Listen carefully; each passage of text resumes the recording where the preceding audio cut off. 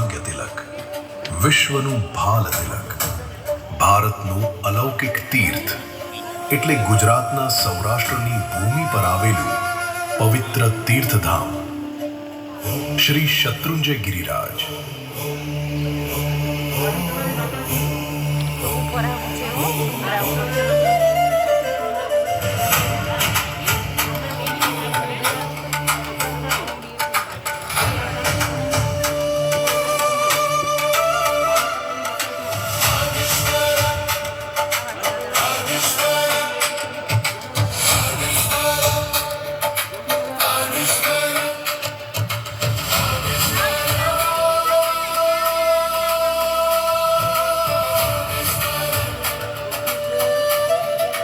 આજે આપણે આ પુણ્યવંત ભૂમિ, ઉર્જાવંત ભૂમિની સ્પર્શના કરવા આવ્યા છીએ.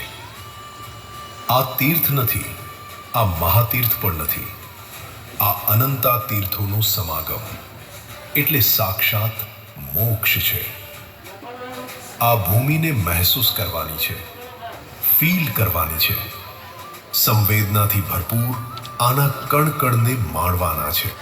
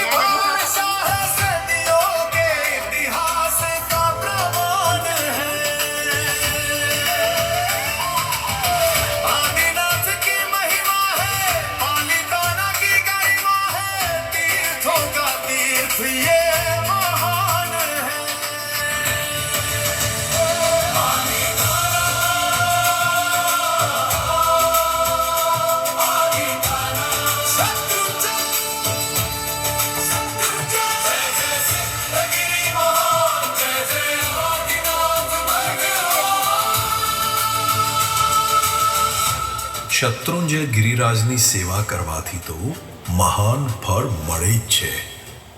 શ્રદ્ધાથી એના દર્શન કરવાથી પણ ભાગ્ય જોર કરવા લાગે છે. કોઈ મનમાં ખૂબ જ ભક્તિભાવ રાખીને એને યાદ કરે તો એનો પણ ઉદ્ધાર થઈ જાય છે. આ ગિરિરાજનો કણ કણ પૂજનીય છે. આ ગિરિરાજની એક એક શિલા પણ વંદનીય છે. આ ગિરિરાજના એક એક વૃક્ષ અને એક એક પાન પણ વંદનીય છે. જે આ ગિરિરાજના એક પણ અંગની સારા ભાવથી ઉપાસના કરે છે તેના બધા કષ્ટો ટળી જાય છે. તેના ઘરમાં સુખ, શાંતિ અને સમૃદ્ધિ છવાઈ જાય છે.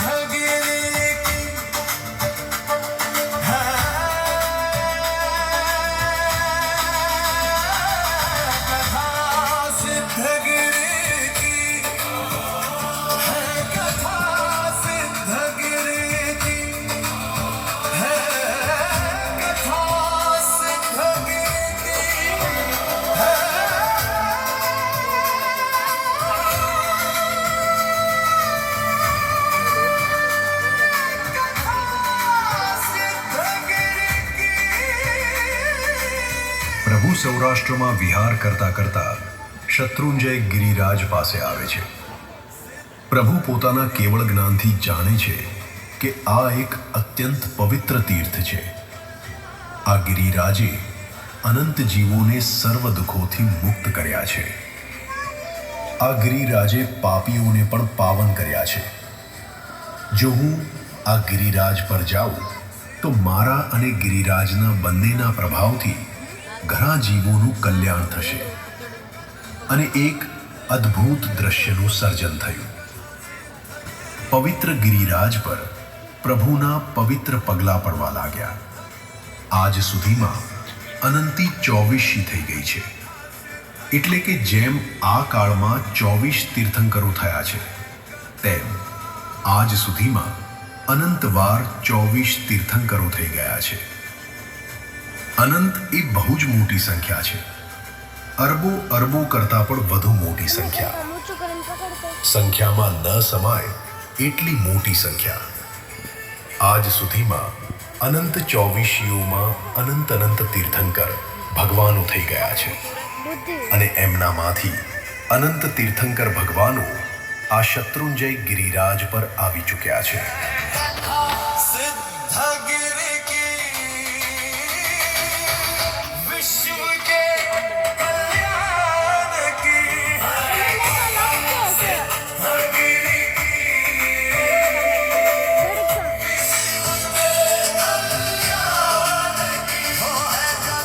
જ્યાં એક ભગવાન એક વાર પણ પધાર્યા હોય એ જગ્યા તીર્થ બની જાય છે.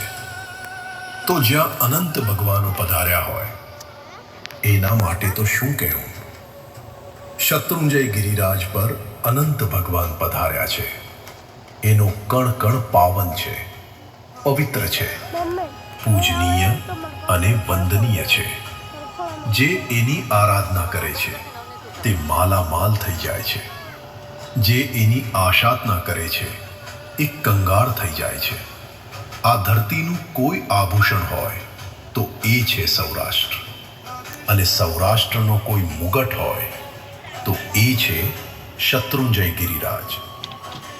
જે આ તીર્થમાં દાદા આદિનાથની ભક્તિ કરે છે એ જ્યાં જાય ત્યાં એને સન્માન મળે છે. જેઓ શીતળ અને સુગંધી પાણીથી દાદા આદિનાથનો અભિષેક કરે છે તેમને મોક્ષ મળે છે. જેઓ દાદા આદિનાથની ચંદનથી પૂજા કરે છે તેઓ અખંડ લક્ષ્મી પ્રાપ્ત કરે છે. જેઓ કસ્તુરી અને કેસરથી દાદા આદિનાથની પૂજા કરે છે તેઓને આરોગ્ય મળે છે. જેઓ સુગંધી ફૂલોથી દાદા આદિનાથની પૂજા કરે છે તેમનું શરીર સુગંધી બને છે. જેઓ દાદા આદિનાથની વાસક્ષેપથી પૂજા કરે છે તેમની બધે પ્રશંસા થાય છે. જે દાદા આદિનાથ પાસે અગરબત્તી કરે તેને 15 દિવસના ઉપવાસનું ફળ મળે છે. જે દાદા આદિનાથ પાસે દીવો ધરે તેનું શરીર તેજસ્વી થાય છે. જે દાદા આદિનાથ પાસે અખંડ ચોખાથી સ્વસ્તિક કરે એની સુખ સંપત્તિ હંમેશા અખંડ રહે છે. જે દાદા આદિનાથની નૈવેદ્ય પૂજા કરે એટલે કે મીઠાઈ વગેરે ધરે તે અત્યંત સુખ મેળવે છે.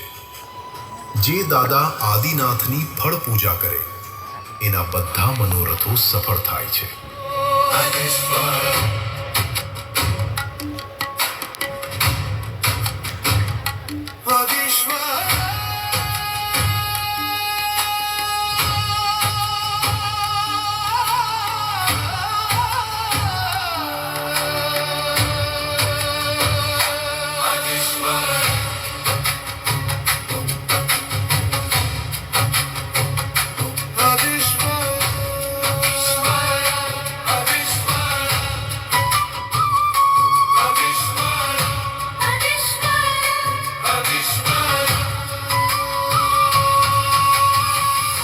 અનંત જીવોનો તારક આ ગિરિરાજ, ઘોર પાપીઓનો પણ ઉદ્ધારક આ ગિરિરાજ. કણ કણમાં પવિત્રતાનો પૂંજ ધરાવતો આ ગિરિરાજ. દર્શનથી પણ પાવન કરી દે એવો આ ગિરિરાજ. ગુસ્સો, અભિમાન, છળ, કપટ, લોભ વગેરે દોષોને દૂર કરી દેતો આ ગિરિરાજ. ચમત્કારોની હારમાળા સર્જતો આ ગિરિરાજ. ખરેખર અમે ધન્ય થઈ ગયા. આજે અમારો ભાવ સફળ થઈ ગયો. બસ હવે ઉપર જઈને દાદા આદિનાથની ભક્તિ કરીએ એટલે અમારા બધા જ મનોરથો ફળ્યા. હે તરણ તારણ ગિરિરાજ, હે વિઘ્ન વારણ ગિરિરાજ, હે સિદ્ધિ સાધન ગિરિરાજ.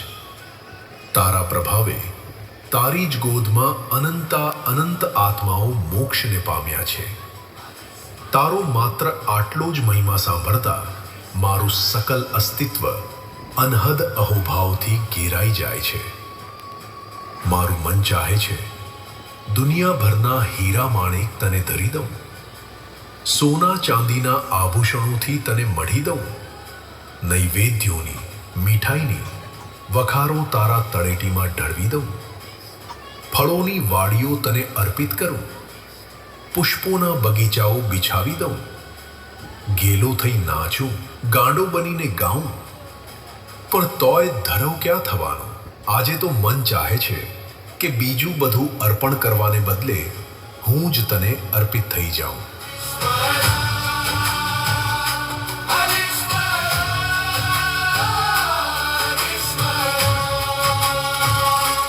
કોઈ મોટી કંપનીના માલિક કરતા કે કોક શેઠ જેના હેઠળ 1000 લોકો કામ કરતા હોય, એવા શેઠ બનવા કરતાં પણ મારા માટે આજે મોટું ગૌરવભર્યું પદ છે કે મને તારા સાનિધ્યમાં ગરવા ગિરિરાજની ગોદમાં સ્થાન મળ્યું છે. ખરેખર હું ધન્ય બન્યો, પુણ્યવંત બન્યો, મારું ભાગ્ય ખુલ્યું, હું સૌભાગ્યશાળી બન્યો. આજે આ ગિરિરાજ પર પૂર્વ 99 વાર જે ઋષભદેવ ભગવાન પધાર્યા હતા, એમનો જન્મ અને દીક્ષા કલ્યાણક છે, અને આ દાદા સાથેની વફાદારીથી જીવન જીવશું. આ ગિરિરાજની થતી આશા તનાઓને અમે દૂર કરશું. આજના આધુનિક યુગમાં જ્યારે ફેશનના આંધળા અનુકરણ અને વ્યસનોની ભયાનક આંધીઓ ફૂંકાઈ રહી છે, ત્યારે નવી પેઢીના અસ્તિત્વ સામે મોટું જોખમ ઊભું થયું છે. જડવાદ અને ભોગવાદના વિકૃત ઝંઝાવાતોમાં માનવીય મૂલ્યો ક્યાંક ખોવાઈ રહ્યા છે. સોશિયલ મીડિયાની માયાવી દુનિયા અને ગેમિંગના ખતરનાક વળગણમાંથી બાળકોને ઉગારીને તેમને ફરીથી સંસ્કારી, વિનયી અને વિવેકી બનાવવા એ સમયની સૌથી મોટી માંગ છે. આ ઉમદા હેતુ સાકાર કરવા માટે ગિરિરાજ ગુંજન એક મજબૂત સંકલ્પ સાથે મેદાને આવ્યું છે. અમારું લક્ષ્ય કેવળ શિક્ષણ આપવાનું નહીં, પરંતુ પ્રતિભા સંપન્ન અને ચારિત્ર્યવાન ભાવિ પેઢી તૈયાર કરવાનું છે, જે સાંસ્કૃતિક મૂલ્યોને વરેલી હોય અને જેમના હૈયે ભારત માતાની રક્ષા કાજે કંઈક કરી છૂટવાનો થનગનાટ હોય. ગિરિરાજના દિવ્ય મહિમાથી નવી પેઢીને પરિચિત કરાવી તેની છત્રછાયામાં વસતા પુણ્યાત્માઓના સર્વાંગી ઉત્થાન માટે ગિરિરાજ ગુંજન સંપૂર્ણપણે કટિબદ્ધ છે. આ એક એવું અભિયાન છે જ્યાં સંસ્કાર અને શક્તિનો સંગમ થશે અને રાષ્ટ્રનું ગૌરવ વધારનારા સાચા દેશભક્તોનું ઘડતર થશે. ગિરિરાજ ગુંજનનું સાપ્તાહિક હવે વધુ એટ્રેક્ટિવ અને મજેદાર થયું છે, કેમ કે ડિજિટલ થયું છે. ગિરિરાજની ઘણી બધી વાતો અને જીવનમાં કેવી રીતે સફળ બનવું એના ઉપાયો આ ગુંજનના માધ્યમથી આપ સુધી પહોંચાડી રહ્યા છીએ. ચાલો આપણે બધા સ્વસ્થાને ઊભા થઈ જઈએ અને સાથે મળીને એક પ્રતિજ્ઞા લઈએ. અમે બધા આ ગિરિરાજની પવિત્રતાને જાળવી રાખશું. અમે એની રક્ષા માટે સદાય તૈયાર રહીશું અને ક્યારે પણ આ ગિરિરાજની આ આદિનાથ દાદાની આશાતના નહીં કરીએ. ખાસ એમાં જોડાવા પ્રયત્ન કરજો. ચાલો આપણે બધા સાથે બોલીશું, જય ગિરિરાજ, જય આદિનાથ.